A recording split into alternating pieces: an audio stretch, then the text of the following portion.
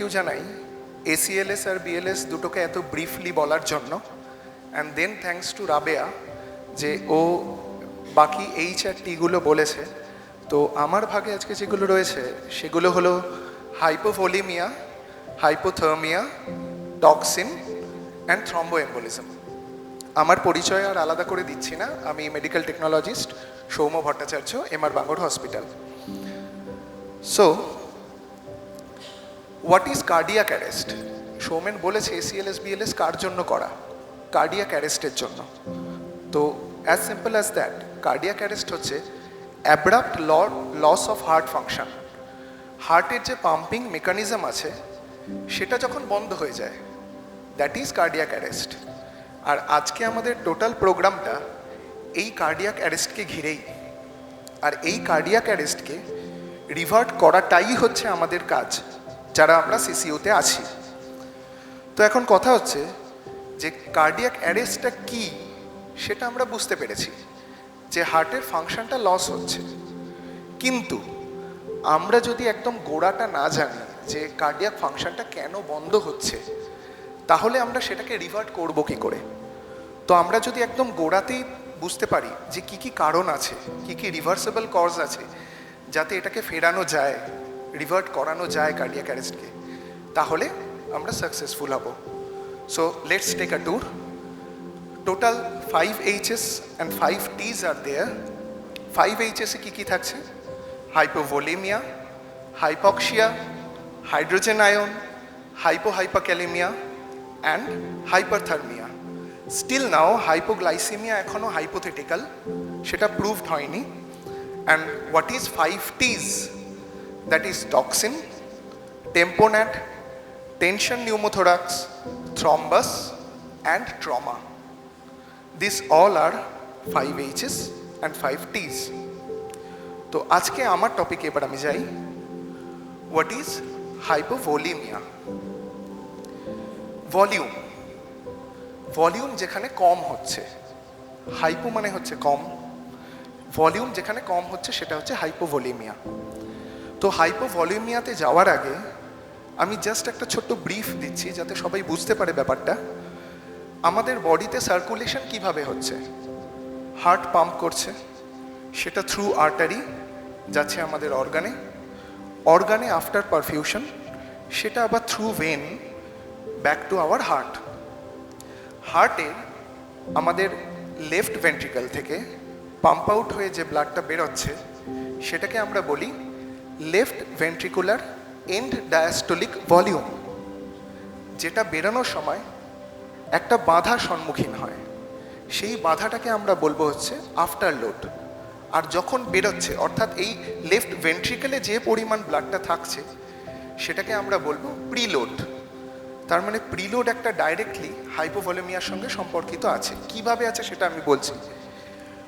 প্রিলোডটা যখন বেরিয়ে যাচ্ছে অ্যাজ স্ট্রোক ভলিউম, অর্থাৎ হার্ট একবার পাম্প করে যে পরিমাণ ব্লাডটা বডিতে সার্কুলেট করছে, আর টোটাল 1 মিনিটে, let's take normal heartbeat 72 to 80, তো আমি যদি 80 ধরে নিলাম নর্মাল হার্ট রেট, তো 1 মিনিটে 80 বারে যত পরিমাণ ব্লাড বার করছে সেটা আমাদের তাহলে কি হচ্ছে? Cardiac output.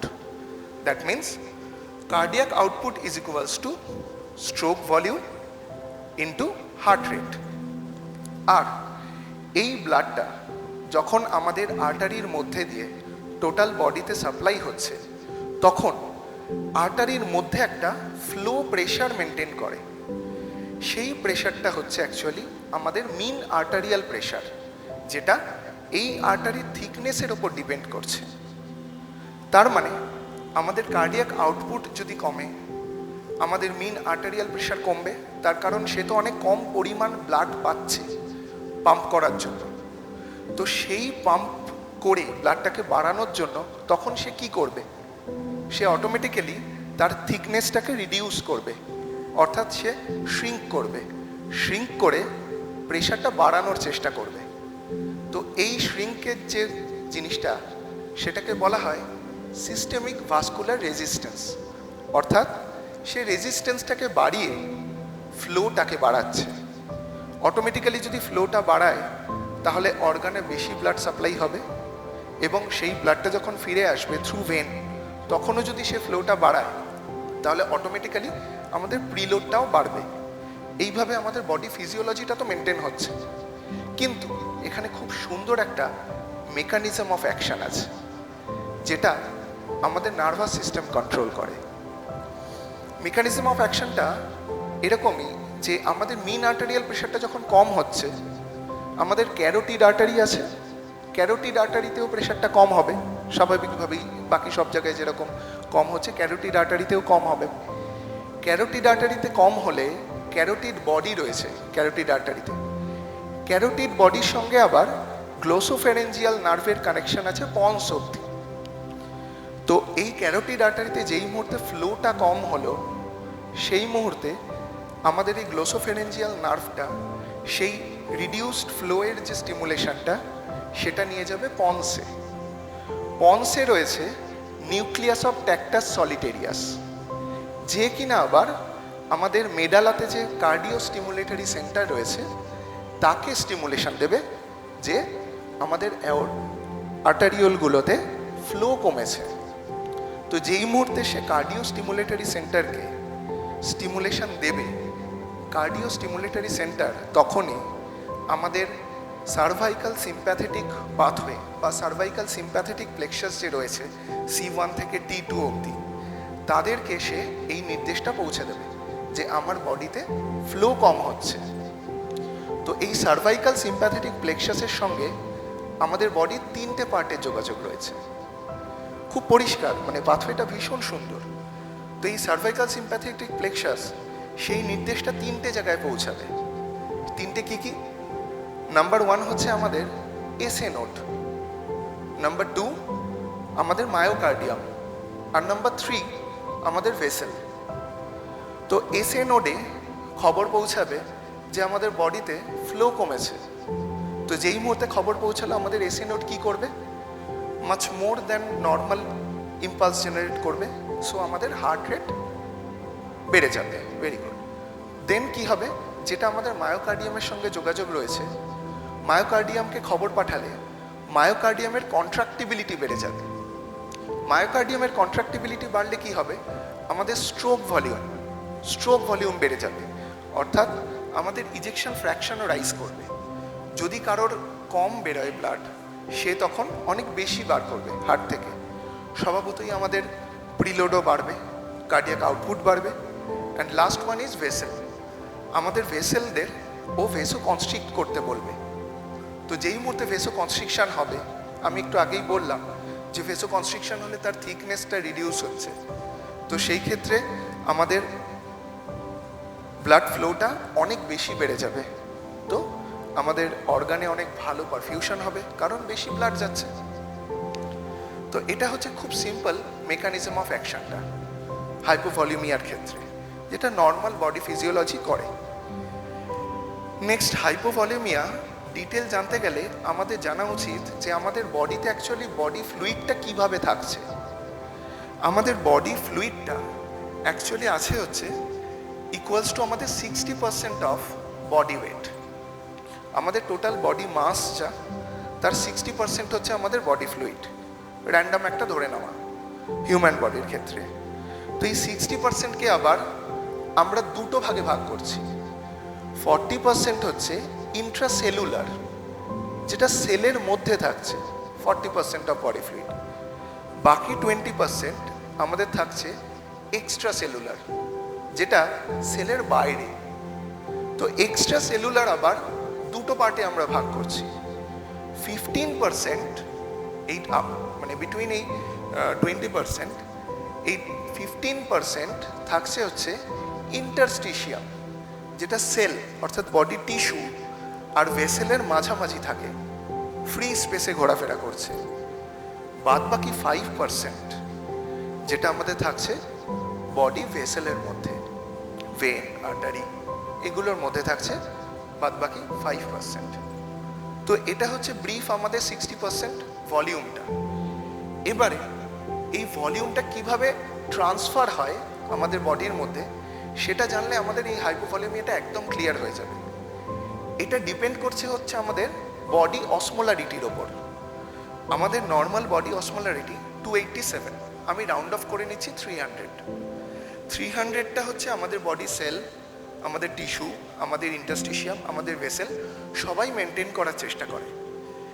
আমাদের ভেসেল আর আমাদের ইন্টারস্টিশিয়াম যেটা রয়েছে তার মধ্যে কিন্তু বডি ফ্লুইড যে ট্রান্সপোর্ট সেটার খুব একটা রেস্ট্রিকশন নেই, কারণ আমাদের বডি যে ভেসেল রয়েছে এই ভেসেলের যে পোরগুলো রয়েছে সেই পোরগুলো ওয়েল এনাফ ট্রান্সপোর্ট করার জন্য এতটাই বড় বড় যে আমাদের ওয়াটার মলিকিউলস যেগুলো রয়েছে, ওয়াটার বলছি না, আমাদের ফ্লুইড মলিকিউলস যেগুলো রয়েছে তারা ফ্রিলি মুভ করতে পারে অ্যাকর্ডিং টু অসমোলারিটি।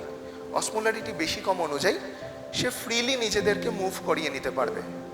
পোরগুলো এতটাই বড়, ভেসেল থেকে সে ফ্রিলি ইন্টারস্টিশিয়ামে যাবে, ইন্টারস্টিশিয়াম থেকে সে ফ্রিলি আবার ভেসেলে আসবে।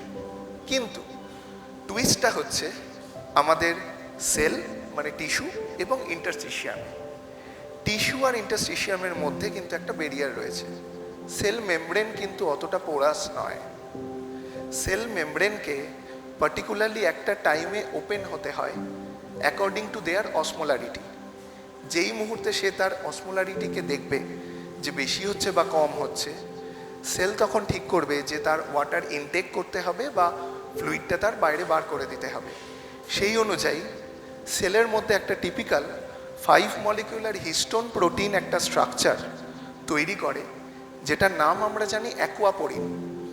অ্যাকুয়াপোরিন নান আদার দ্যান একটা জাস্ট হিস্টোন প্রোটিন স্ট্রাকচার। সে আমাদের যে লিপিড প্রোটিন যে স্ট্রাকচার রয়েছে আমাদের সেল মেমব্রেনের তার সঙ্গে অ্যাটাচ হয়ে যায়, same structure.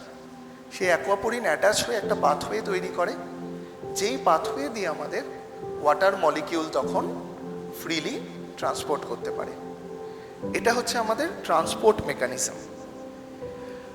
After transport mechanism আমি আসছি কারণ হাইপোভলিউমিয়া কেন হয় আমাদের আইসিইউতে। মানে খুব কমন কজ হাইপোভলিউমিয়া, মানে হাইপোভলিউমিয়া আমাদের ম্যাক্সিমাম মানে সব কিছুর মেন জিনিস আমরা দেখতে পাই হচ্ছে হাইপোভলিউমিক শক। তো প্রথমেই বলেছি ভলিউম কম হচ্ছে, কম হয়ে যে শকটা হচ্ছে দ্যাট ইজ হাইপোভলিউমিক শক। অর্থাৎ আমাদের সার্কুলেটিং ভলিউম কম হচ্ছে। তো এবার আমরা কম হওয়ার কারণ দেখে নিই। দুরকম হয়, একটা হেমারেজিক হতে পারে, একটা নন হেমারেজিক। তো হেমারেজিক অর্থাৎ যেখানে ডাইরেক্টলি কন্ট্যাক্ট উইথ ব্লাড লসের ক্ষেত্রে, আর নন হেমারেজিক যেটা ফ্লুইড লস হচ্ছে যেখানে। তো ব্লাড লসে কি কারণ হতে পারে? একদম শুরুর একটা ব্লাড লস কারণ হতে পারে হেমাটেমেসিস, যেটা রক্ত বমি। আর নর্মাল ফ্লুইড লসে নর্মাল ভমিটিং, হিউজ পরিমাণে ভমিট করলে আমাদের ফ্লুইড লস হচ্ছে। নেক্সট আমরা হেমারেজিকে কি পেতে পারি? That is trauma, directly injury হলে আমাদের ব্লাড লস হচ্ছে, সেখানে হবে হাইপোভলিউমিক শক। আর এদিকে হচ্ছে বার্নে হিউজ লেভেল অফ হাইপোভলিউমিক শক হয়। নেক্সট আমাদের রাপচার্ড অ্যাওর্টিক অ্যানুরিজম, বডির ভেতরেই যে কোনো রকম ট্রমা অ্যানুরিজমের ক্ষেত্রে। আর থার্ড স্পেসিং, অ্যাসাইটিসে যে ফ্লুইড আমাদের থার্ড স্পেসিং হয়ে জমা হচ্ছে, that is also cause of hypovolaemic shock. এছাড়া আমাদের থাকছে ব্লিডিং পার রেক্টাল। আর থাকছে আমাদের হিউজ মেনস্ট্রুয়েশন, ব্লিডিং অর্থাৎ ব্লাড লস হচ্ছে। আর থাকছে diarrhoea, huge level of diarrhoea cause hypovolaemia. Next আমাদের হাইপোভলিউমিয়ার সাইন অ্যান্ড সিমটমসটা কিন্তু জানা খুব জরুরি before revert it and before going to ACLS or BLS due to hypovolaemia. তার কারণটা আমরা যদি শকের কারণটাই না জানলাম গোড়া থেকে, তাহলে তাকে তো রিভার্ট করতে পারবো না। তো আমাদের কারণটা জানার আগে আমরা ডাইরেক্ট ফিজিওলজিটা একবার দেখে নিই যে আমাদের এই হার্ট মানে পাম্পিং মেকানিজমটা করছে হার্ট, পাঠাচ্ছে হচ্ছে বডি অর্গানে। তো মাঝখানে কিন্তু একটা খুব ভাইটাল অর্গান রয়েছে, এতক্ষণ আমরা যাকে বলিনি বা যাকে এই সিনারিওতে আনিনি, সে হচ্ছে আমাদের লাং, যে কিনা আমাদের বডিতে অক্সিজেনটাকে পারফিউশন করছে। এটা আমাদের একটা মেন জিনিস, মেন অর্গান হচ্ছে লাং।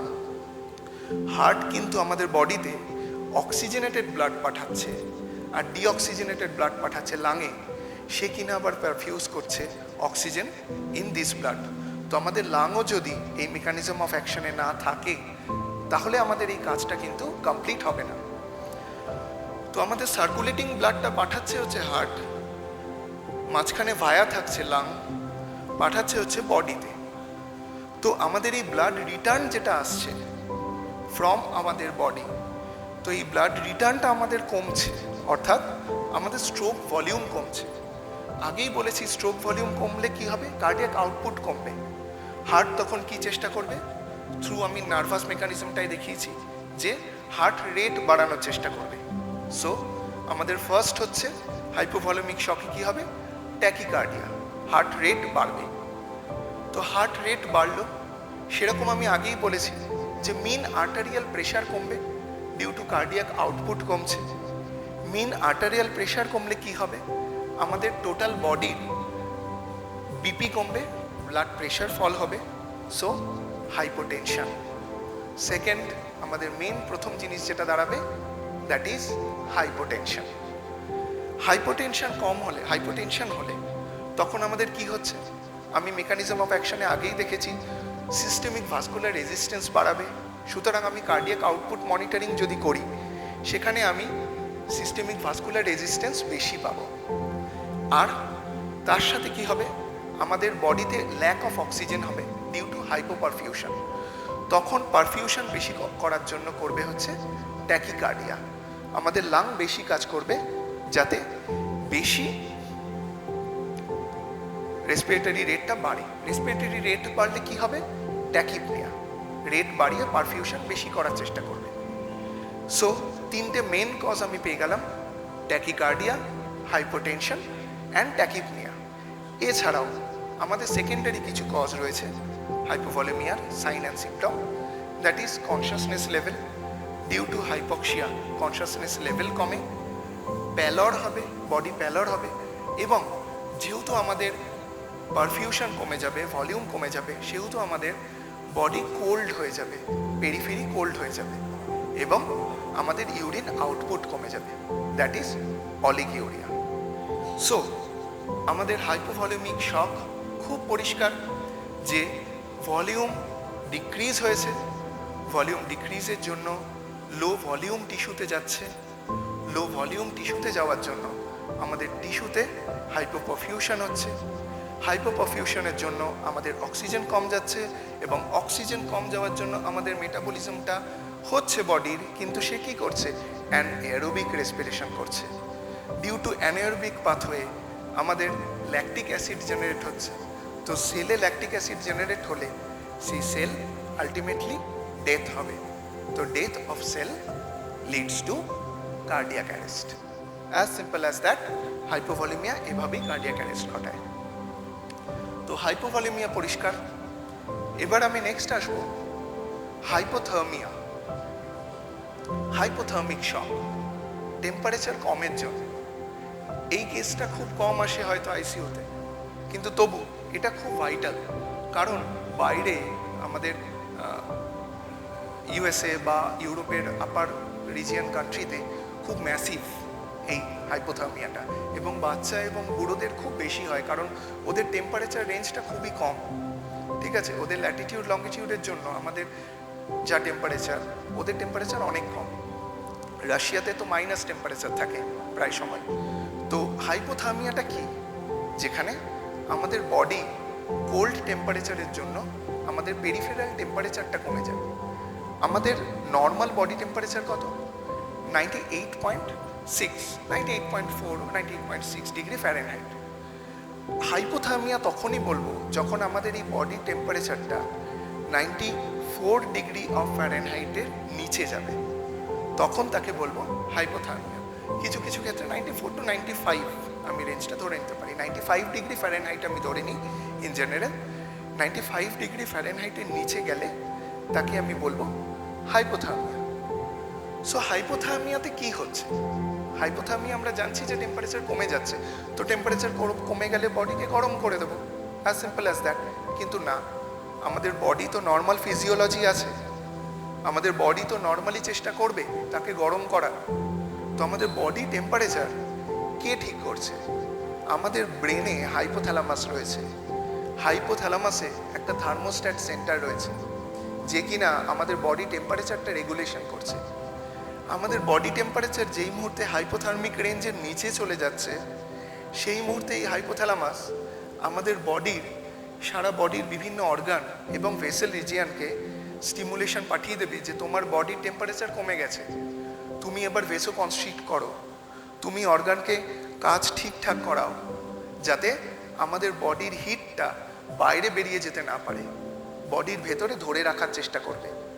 যে কারণে আমাদের বডির মাসেলগুলো মাসেল শিভারিং করে, যে আমাদের বডির টেম্পারেচারটা বাইরে যাতে বেরিয়ে না যায়, আমাদের বডি হিট জেনারেশনটা যাতে বডির মধ্যেই থাকে। কিন্তু টেম্পারেচার আরও ধরুন কমে গেলে কি হবে? বডি তো তার ফিজিওলজি চেষ্টা করবে সেটা মেনটেন করার, কিন্তু এইখানে মেকানিজমটা হয় হচ্ছে আমাদের সেলে। আমাদের বডি কিন্তু চেষ্টা করবে যে আমাদের বডির আউটার মোস্ট যে পার্টটা রয়েছে সেই হিটটাকে ধরে রাখার এবং বডিকে গরম রাখার। বডিতে কি হচ্ছে? সেলুলার মেকানিজম হচ্ছে। আমাদের সেলুলার মেকানিজমে কি হচ্ছে? আমাদের সেলে যে সোডিয়াম পটাশিয়াম এটিপি পাম্প রয়েছে, যেখানে ট্রান্সপোর্টটা হচ্ছে, ইলেকট্রন ট্রান্সপোর্টটা হচ্ছে, সোডিয়াম পটাশিয়াম আদান প্রদান হচ্ছে, সেখানে আমাদের যখন সোডিয়াম পটাশিয়ামটা এক্সচেঞ্জ হচ্ছে, সেই মুহূর্তে সেখানে কিছু এটিপি তৈরি হচ্ছে ডিউ টু সেলুলার মেটাবলিজম। এই যে এটিপিটা তৈরি হচ্ছে, সে আবার সেলুলার মেটাবলিজমটাকে কাজ করাচ্ছে। অর্থাৎ সেলের এই এটিপি যে পাম্পটা রয়েছে, সোডিয়াম পটাশিয়াম যে এটিপি পাম্পটা রয়েছে, সেই সোডিয়াম পটাশিয়াম এটিপি পাম্পটাকে কাজে লাগাচ্ছে, কাজ করতে সাহায্য করছে, মানে ফাংশনটাকে করাচ্ছে। তো এখন আমাদের বডির এই যে এটিপিটা তৈরি হচ্ছে, আমাদের বডি যেহেতু হাইপোথার্মিক কন্ডিশনে রয়েছে, ঠান্ডা হয়ে যাচ্ছে, তখন এই এটিপিটা যদি আমাদের সেই টেম্পারেচারটাকে মেনটেন করতে সেখানে কাজে চলে যায়, অর্থাৎ আমাদের এই হিটটা যেটা বডির ভেতর জেনারেট হলো, যে এনার্জিটা, সে আমাদের বডিটাকে গরম রাখতে কাজ লাগাচ্ছে, তাহলে কি আমাদের সেলুলার মেটাবলিজমটা আর ফার্দার এক্সটেন্ড হবে? কাজ করবে না। আমাদের তখন এই sodium potassium ATPase, sodium potassium যে পাম্পটা রয়েছে, সেই পাম্পটা কিন্তু কাজ করা বন্ধ করে দেবে due to absence of ATP. তো due to absence of ATP পাম্পটা কাজ করা বন্ধ করলে কি হবে? সেলের ভেতর সোডিয়াম রয়ে যাবে আর এক্সট্রা সেলুলার পার্টে পটাশিয়াম রয়ে যাবে, এক্সচেঞ্জ হবে না। তো সেলের মধ্যে সোডিয়াম রয়ে গেলে সেল কাজ করা বন্ধ করে দেবে। সেল কাজ করা বন্ধ করলে এমনি ল্যাকটিক অ্যাসিডোসিস তো হবেই, প্লাস সেলের ভেতর যেহেতু সোডিয়াম রয়ে যাবে, সেলের মধ্যে কনসেন্ট্রেশন বেড়ে গেলে সেলের মধ্যে হিউজ পরিমাণ জল বাইরে থেকে ভেতরে ঢুকবে, সেলগুলো তখন ফেটে যাবে, বড় হয়ে ফেটে যাবে, সিম্পল। তো সেল ডেথ হবে। তো অ্যাজ সিম্পল অ্যাজ দ্যাট, হাইপোথার্মিয়াতে কি হচ্ছে? সেলুলার মেটাবলিজম বন্ধ হয়ে যাচ্ছে এবং cell already due to perfusion সেলগুলো ফেটে যাচ্ছে ফুলে গিয়ে, তো আমাদের সেই সেলটা ডেথ হচ্ছে। তো sell death Leeds to cardiac arrest. খুব সিম্পল, তাহলে বোঝা গেল যে হাইপোথার্মিয়ার ক্ষেত্রে কিভাবে সেল ডেথ হচ্ছে আর কিভাবে কার্ডিয়াক অ্যারেস্ট হচ্ছে। তাহলে আমার দুটো এইচ কমপ্লিট, দুটো এইচের কজ খুব পরিষ্কার, খুব ভালো মতন বোঝা গেল। এবার আমি আসবো একটা খুব ভাস্ট রিজিয়নে, দ্যাট ইজ টক্সিন। প্রত্যেকটা টক্সিনের মেকানিজম অফ অ্যাকশন কিন্তু আলাদা, ইচ টক্সিনের প্যাথোজেনেসিস আলাদা, তাদের ট্রিটমেন্ট প্রোটোকল আলাদা। কিন্তু আমি এখানে স্পেসিফিক টক্সিনের ওপর কিন্তু জোর দিচ্ছি না, কারণ টক্সিন একটা ভাস্ট রিজিয়ন, প্রত্যেকটা টক্সিনের কিন্তু ট্রিটমেন্ট প্রোটোকল আলাদা হয়, সেটা আমাদের আইসিইউ ট্রিটমেন্ট প্রোটোকল অনুযায়ী আলাদা আলাদা। সেটা টক্সিনের পার্ট যখন আলাদা পড়ানো হবে তখন টক্সিন বোঝা যাবে। কিন্তু আমি এখানে ইন জেনারেল টক্সিন দেখছি যে কিনা কার্ডিয়াক অ্যারেস্ট করাচ্ছে। টক্সিন জেনারেলি, মানে যে কোনো টক্সিন হোক, তার মেকানিজম অফ কার্ডিয়াক অ্যারেস্ট হবে আমার cardiac function, sodium potassium ATPase পাম্পকে বন্ধ করে দেওয়া, লাইক ডিগক্সিন। এটা ছাড়া আমাদের কিছু ইনডাইরেক্ট টক্সিন রয়েছে যে কিনা আমাদের কার্ডিয়াক ইলেকট্রিক্যাল অ্যাক্টিভিটি বন্ধ করে দেয়, জাস্ট লাইক ফেনিটয়েন। এক্সোটক্সিন যেটা ফেনিটয়েন, আর কিছু ইনডাইরেক্ট ব্লকিং করে যেটা আমাদের বডিতে যে কোনো জায়গায় ব্লক করতে পারে, যেখানে আমাদের লোকাল টিস্যু ড্যামেজ হতে পারে, সেখান থেকে আমাদের মায়োকার্ডিয়াম এফেক্ট হতে পারে, যেখান থেকে আমাদের লাং এফেক্ট হতে পারে, সেখান থেকে ব্রেন। এগুলো ডিফারেন্ট টক্সিনের ডিফারেন্ট টাইপ। ওপি আছে, প্যারাকয়েড রয়েছে, এগুলো কিন্তু সব এক্সোটক্সিন। টক্সিনের আমি শুধু এটুকুই বলে নিচ্ছি যে টক্সিন দুরকম হয়। ওয়ান ইজ এক্সোটক্সিন, যেটা বাইরে থেকে ঢুকছে, অ্যানাদার ওয়ান ইজ এন্ডোটক্সিন, যেটা আমাদের ভেতরে টক্সিন প্রডিউস করছে। ঠিক আছে, তো এবারে আমি ইন জেনারেল খুব কমন দুটো টক্সিন জাস্ট আমি ব্রিফ করব, যে সেই দুটো টক্সিন আমাদের কিভাবে সেল ডেথ করছে, কিভাবে তারা মেকানিজম করছে। ফার্স্ট হচ্ছে খুব কমন একটা টক্সিন, দ্যাট ইজ সায়ানাইড। আমরা প্রচুর নাম শুনেছি যে এই সায়ানাইডের টেস্ট কেউ জানে না, সায়ানাইডটা এত ফাস্ট কাজ করে। তো সায়ানাইড কিভাবে কাজ করছে সেলে, এবং সায়ানাইড খুব ফাস্ট একটা টক্সিন। আমাদের সেলুলার যে মেটাবলিজম হয়, যেটা Krebs cycle, that is powerhouse of cell inside of mitochondria, যেটা হচ্ছে যেখান থেকে আমাদের এটিপি তৈরি করছে থ্রু ইলেকট্রন ট্রান্সপোর্ট চেন। তো এই এটিপি তৈরি হচ্ছে যখন, তখন আমাদের আরেকটা মেটাবলিজম হচ্ছে যেখানে হাইড্রোজেন আয়ন এবং আমাদের অক্সিজেন যে ঢুকছে বডিতে, সেই অক্সিজেনটা মাইটোকন্ড্রিয়াতে গিয়ে অক্সিজেন আর হাইড্রোজেনটা আয়নটা একসাথে অ্যাটাচ হয়ে মলিকিউল অফ ওয়াটার তৈরি করে।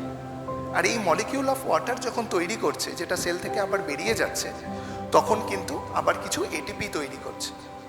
আর এই যে অক্সিডেশনটা হচ্ছে, অক্সিজেন যেখানে প্রেজেন্ট থাকছে, অক্সিজেনের প্রেজেন্ট হয়ে একটা জারণ ক্রিয়া, যেটা আমরা ফিজিক্সে পড়েছি ছোটোবেলাতে, জারণ, দ্যাট ইজ অক্সিডেশন, সেটা করাচ্ছে হচ্ছে সাইটোক্রোম অক্সিডেজ, একটা oxidative reagent, that is cytochrome oxidase. Cytochrome oxidase এটা ইনহিবিট করছে, যেই অক্সিজেনটা আমাদের হাইড্রোজেন আয়নের সঙ্গে অ্যাটাচ হয়ে মলিকিউল অফ ওয়াটার তৈরি করছে। যেই মলিকিউল অফ ওয়াটারটা বডি থেকে বেরিয়ে যাচ্ছে, সেল থেকে বেরিয়ে যাচ্ছে, এবং তার সঙ্গে এটিপি তৈরি করছে। তো এই হাইড্রোজেন আয়ন যে জায়গাটায় বন্ড হচ্ছে, অক্সিজেনটা গিয়ে যেখানে ঢুকছে, সেই জায়গাটায় আমাদের এই সায়ানাইড গিয়ে অ্যাটাচ হয়। আমাদের মাইটোকন্ড্রিয়ার সেই পার্টে, সেই সেল মেমব্রেনের পার্টটাতে আমাদের সায়ানাইড গিয়ে অ্যাটাচ হচ্ছে। তো সায়ানাইড অ্যাটাচ হতে আমাদের অক্সিজেন আর অ্যাটাচ হতে পারছে না। তো সাইটোক্রোম অক্সিডেজ কী করছে, অক্সিজেনকে অ্যাটাচ করতে পারছে না, সেখানে অ্যাটাচ হয়ে যাচ্ছে আমাদের হাইড্রোজেন আয়নটা। তো সায়ানাইডের সঙ্গে হাইড্রোজেন আয়ন অ্যাটাচ হয়ে হাইড্রোজেন সায়ানাইড অ্যাসিড তৈরি করছে, যেটা ইটসেলফ পয়জনাস। প্লাস আমাদের অক্সিজেন অ্যাটাচ হতে পারছে না, সুতরাং আমাদের ওয়াটার মলিকিউলও তৈরি হবে না। ওয়াটার মলিকিউল তৈরি হওয়ার জায়গায় কি তৈরি হচ্ছে, হাইড্রোজেন সায়ানাইড। তো হাইড্রোজেন সায়ানাইড তৈরি হওয়াতে কি হচ্ছে, আমাদের ইলেকট্রন ট্রান্সপোর্ট চেনটা ফার্দার ইনহিবিট হচ্ছে না, আমাদের ইলেকট্রন ট্রান্সপোর্ট চেন ফার্দার কাজ করছে না। কারণ আমাদের এটিপিটা তো তৈরি হচ্ছে না। আমাদের এটিপি তৈরি হচ্ছিল কখন, যখন ওয়াটার মলিকিউলের সঙ্গে ওয়াটার মলিকিউলটা তৈরি করছিল হাইড্রোজেন আর অক্সিজেন মিলে। কিন্তু এখানে তো হাইড্রোজেন সায়ানাইড তৈরি করে জায়গাটা ব্লক করে বসে থাকছে সায়ানাইডটা। ফার্দার আমাদের মেকানিজম অফ অ্যাকশনটা হচ্ছে না, আমাদের রিয়াকশনটা হচ্ছে না। তো ফার্দার আমার সেলুলার পাথওয়েটা, সেলুলার মেটাবলিজম হবে না। সেলুলার মেটাবলিজমটা না হলে কি হবে, আমাদের এটিপি তৈরি হবে না। তো এটিপি তৈরি না হলে আবার সেম, আমাদের সোডিয়াম পটাশিয়াম পাম্প কাজ করবে না, আমাদের সেলটা ডেথ হয়ে যাবে। সেম অন্য আরেকটা ওয়ে আমি বলছি, যেখানে যদি অক্সিজেনটাই না আসে, এটাও আরেকটা কমন একটা পয়জন রয়েছে আমাদের, that is carbon monoxide poisoning. Carbon monoxide খুব বেশি অ্যাফেকশনেট উইথ হিমোগ্লোবিন। আমাদের হিমোগ্লোবিনের 4টে হাত থাকে, যে 4টে হাতে অক্সিজেন অ্যাটাচ হয়। অক্সিজেন থেরাপিতে এটা আমরা ডিটেল দেখেছি, যে অক্সিজেন অ্যাটাচ হয় এই 4টে হাতে। তো এই 4টে হাতে অক্সিজেনের জায়গায় যদি রিপ্লেস হয়ে যায় কার্বন মনোক্সাইড দিয়ে, কেন হবে? কারণ হচ্ছে হিমোগ্লোবিন অক্সিজেনের প্রতি অ্যাফিনিটি রয়েছে, অক্সিজেনকে টেনে নিচ্ছে, খুব ভালো কথা। কিন্তু এই অক্সিজেনের থেকেও আমাদের হিমোগ্লোবিন কিন্তু কার্বন মনোক্সাইডকে অনেক বেশি ভালোবাসে। তার এই হিমোগ্লোবিনের 4টে হাত replaced by carbon monoxide. Carbon monoxide এই সব কটাতে অ্যাটাচ হয়ে থাকবে। তো ব্লাড যখন সাপ্লাই হবে, হিমোগ্লোবিন যখন যাবে, পারফিউশন যখন হবে, টিস্যু তখন কাকে চায়? অক্সিডেশন হওয়ার জন্য, মেটাবলিজমের জন্য কাকে চায়? অক্সিজেনকে চায়। কিন্তু অক্সিজেন কি তখন পাবে? পাবে না। তখন পাবে কাকে? তখন পাবে কার্বন মনোক্সাইডকে। কার্বন মনোক্সাইড কি আমাদের অক্সিডেশন করাতে পারবে? পারবে না। তো কার্বন মনোক্সাইড গিয়ে আমাদের লাভ নেই। তো আমাদের সেই সেলের মেকানিজম অফ অ্যাকশনটা কি কমপ্লিট হবে? হবে না। তো due to lack of oxygen আমাদের বডি তখন অ্যানারোবিক পাথওয়ে চালু করবে। অ্যানারোবিক পাথওয়ে কি তৈরি করবে? Lactic acidosis. Lactic acidosis leads to cell death and leads to cardiac arrest. তো আমি খুব কমন দুটো পয়জন নিয়ে বললাম, যেখানে কাজ কিন্তু লাস্টে একই, আদার্স পয়জনও তাই। সবার শেষে আমাদের রাস্তা কিন্তু একটাই, যে আমাদের সেলুলার মেটাবলিজম যেটা, সেটাকে তারা স্টপ করে দিচ্ছে, যে কোনোভাবে স্টপ করে দিয়ে সেই সেলটাকে ডেথ করাচ্ছে, এবং সেই সেল ডেথের আলটিমেটলি ফল কিন্তু cardiac arrest. Last, thromboembolism. What is thrombus? Thrombus হচ্ছে আমাদের বডির ভেসেলে যে কোনো জায়গায় একটা ব্লাড ক্লট। তো এই ক্লটটা যতক্ষণ আমার বডিতে রয়েছে, যে কোনো জায়গায় রয়েছে, একটা ফিক্সড জায়গায় রয়েছে, ততক্ষণ আমাদের কোনো চিন্তার কোনো কারণ নেই। এবার ধরুন ক্লটটা বড় হলো, বড় হয়ে তার কোনো একটা ব্লাডের ক্লট এমবলি হিসাবে ওখান থেকে ডিসলজ হয়ে থ্রু সার্কুলেশন আমাদের বডিতে সার্কুলেট হচ্ছে। এইখানে আমাদের চিন্তার কারণ। সুতরাং এক জায়গায় থাকলে আমাদের কোনো চিন্তার কারণ নেই খুব একটা, যতক্ষণ না সেটা সেই জায়গাটা ব্লক করছে। আমাদের বডির ফিমোরাল হোক বা বাদবাকি ভেসেল রিজিয়নগুলো অনেকটা বড় বড়, অনেকটা চওড়া, সেখানে ছোট্ট একটু ক্লট হলো, তাতে আমাদের কোনো চিন্তা নেই।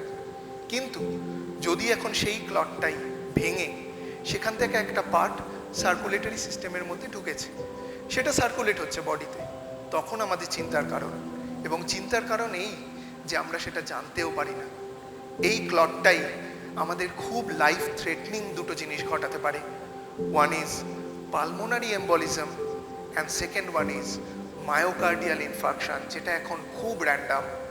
মায়োকার্ডিয়াল ইনফেকশন আর পালমোনারি এম্বলিজম, যে দুটো আমাদের আইসিইউর খুব কমন একটা পিকচার, যেটা আমরা প্রায় দেখতে পাই, এবং যখন হয় তখন সেটা থেকে রিভার্ট করার উপায় কিন্তু আমাদের হাতে খুব কম, খুব কম আমরা ফিরে পাই তার থেকে পেশেন্টকে।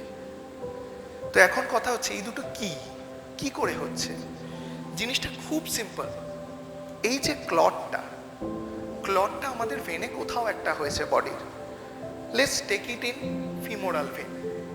আমাদের পায়ে, আমরা ছবিতে দেখতে পাচ্ছি, আমাদের পায়ে ভেন রয়েছে বা আর্টারি রয়েছে, সেখানে কোথাও আমাদের একটা ক্লট তৈরি হয়েছে, দ্যাট ইজ থ্রম্বোসিস। এই ক্লটটা তৈরি হলো, সেখানেই থাকলো, কোনো অসুবিধা নেই, কারণ আমাদের বডির যে ফ্লো রয়েছে, আমাদের আর্টারির যে পাম্পিং প্রেশার রয়েছে, সে সেখান দিয়ে বডি ফ্লোতে ব্লাডটা নিয়ে যেতে পারবে, অসুবিধা নেই। কিন্তু এখন এই ক্লটটা ডিসলজ হয়ে আমাদের থ্রু হার্ট, আমাদের সার্কুলেটরি সিস্টেম দিয়ে ঢুকে কোনোভাবে আমাদের যদি পালমোনারি আর্টারিতে যায়, পালমোনারি আর্টারির কোনো একটা সরু আর্টারিওলে যদি ঢোকে, যার থিকনেস, যার রেডিয়াস আমাদের এই ক্লটের থেকে ছোট, তখন কি হবে? তখন আমাদের সেই আর্টেরিওলটা কিন্তু ব্লক হবে। তখন সেই আর্টেরিওল ব্লক হলে কি হবে? আমাদের সেই আর্টেরিওলের সঙ্গে যেখানে সাপ্লাইটা দিচ্ছে, যেই লাংয়ের যে পোর্শনে ব্লাড সাপ্লাইটা দিচ্ছে, সেখানে কিন্তু ব্লাড সাপ্লাইটা পৌঁছাবে না। সেই ব্লাড সাপ্লাইটা যদি না পৌঁছায়, তাহলে অ্যাজ সিম্পল অ্যাজ দ্যাট কি হবে? সেখানে সেলগুলো ডেথ হবে। তার মানে আমাদের সার্কুলেটরি সিস্টেম ফেল হবে, আমাদের লাং ফাংশন ফেল হবে, আমাদের লাং মাসেলটা ড্যামেজ হবে। লাং মাসেল ড্যামেজ হলে কি হবে? আমাদের সেই লাংয়ের লোবে অক্সিজেন পারফিউশন হবে না। অক্সিজেন পারফিউশন না হলে আমাদের circulatory failure Leeds to cardiac failure and leads to death. তার মানে দ্যাট ইজ পালমোনারি এম্বলিজম, যে একটা এম্বলি আমাদের পালমোনারি আর্টারিতে গিয়ে ব্লক করে সেই পালমোনারি রিজিয়নটাকে, সেই পালমোনারি মাসেলটাকে ডেথ করিয়ে সার্কুলেটরি সিস্টেমটাকে আলটিমেটলি ফেলিয়ার করাচ্ছে। তাহলে আমাদের heart, what is coronary artery? Coronary artery হচ্ছে যে কিনা আমাদের কার্ডিয়াক মাসেলকে সাপ্লাই দিচ্ছে। করোনারি আর্টারি কখন আমাদের কার্ডিয়াক মাসেলকে সাপ্লাই দেয়? ডিউরিং আমাদের ডায়াস্টোলিক ফেজ। আমাদের ডায়াস্টোলিক ফেজের সময় যে ব্লাডটা থাকছে সে আমাদের কার্ডিয়াক মাসেলকে সাপ্লাই দিচ্ছে সেই ব্লাডটা। এখন এই করোনারি আর্টারি নর্মাল ফাংশন করছে, ভালো কথা। আমাদের বডিতে আবার কোথাও ধরে নিলাম আগের ছবির মতন আমাদের ভেনে কোনো থ্রম্বাস তৈরি হয়েছে। এবার সেই থ্রম্বাসটা সেখান থেকে আবার ডিসলজ হলো, ডিসলজ হয়ে সে বডির মধ্যে দিয়ে ঘুরছে। ঘুরতে ঘুরতে আমাদের নর্মাল পাথওয়ে হার্টের সার্কুলেটরি সিস্টেম অনুযায়ী সে হার্টে এসছে। হার্টে এসে সে পাম্প হয়েছে, বেরিয়েছে।